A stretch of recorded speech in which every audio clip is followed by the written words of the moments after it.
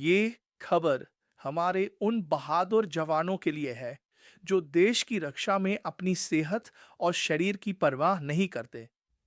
Budget 2026 में disability pension, विकलांगता pension के टैक्स नियमों में दो बड़े बदलाव किए गए हैं। सेना और अर्धसैनिक बलों की डिसेबिलिटी पेंशन पर नया टैक्स नियम अभी तक भारतीय सेना के जवानों को मिलने वाली पूरी डिसेबिलिटी पेंशन टैक्स फ्री होती थी। लेकिन अब सरकार ने इसके दायरे को थोड़ा सीमित किया है और साथ ही एक नए वर्ग को इसमें शामिल किया है। मुख्य बदलाव: सरकार ने अब विकलांगता के आधार पर मिलने वाली टैक्स छूट को केवल उन जवानों तक सीमित कर दिया है जो इनवैलिड आउट हुए हैं।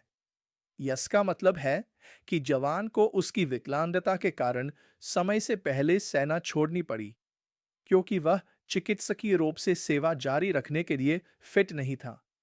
केवल इन्हीं मामलों में पेंशन पूरी तरह टैक्स फ्री रहेगी।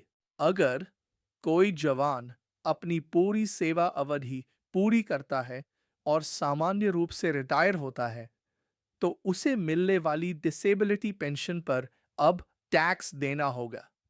भले ही उसे सेवा के दौरान कोई चोट लगी हो, लेकिन अगर वो रिटायरमेंट तक नौकरी पर बना रहा, तो अब उसे टैक्स छूट नहीं मिलेगी। दो बड़ी खुशखबरी: अर्धसैनिक बलों, पैरामिलिट्री को भी शामिल किया गया। ये एक ऐतिहासिक बदलाव है।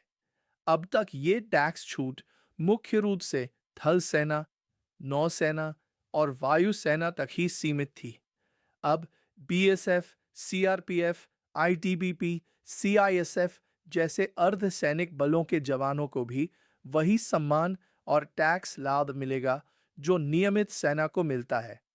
अगर वे भी ड्यूटी के दौरान घायल होकर इनवैलिड आउट होते हैं, तो उनकी पेंशन टैक्स फ्री होगी। आ पेंशन के किन हिस्सों पर मिलती है छूट? जब पेंशन टैक्स फ्री होती है, तो इसके दोनों हिस्सों पर छूट मिलती है। एक, नौकरी की अवधि के आधार पर मिलने वाला हिस्सा। दो, विकलांगता की गंभीरता के आधार पर मिलने वाला हिस्सा। अगर जवान इनवैलिड आउट हुआ है, तो ये दोनों हिस्से टैक्स फ्री रहेंगे। यह नया नियम 1 अप्रैल 2026 से लागू होगा।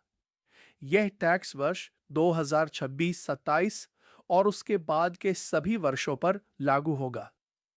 संक्षेप में, सरकार का उद्देश्य उन जवानों की मदद करना है जिनका करियर चोट या बीमारी की वजह से बीच में ही खत्म हो गया।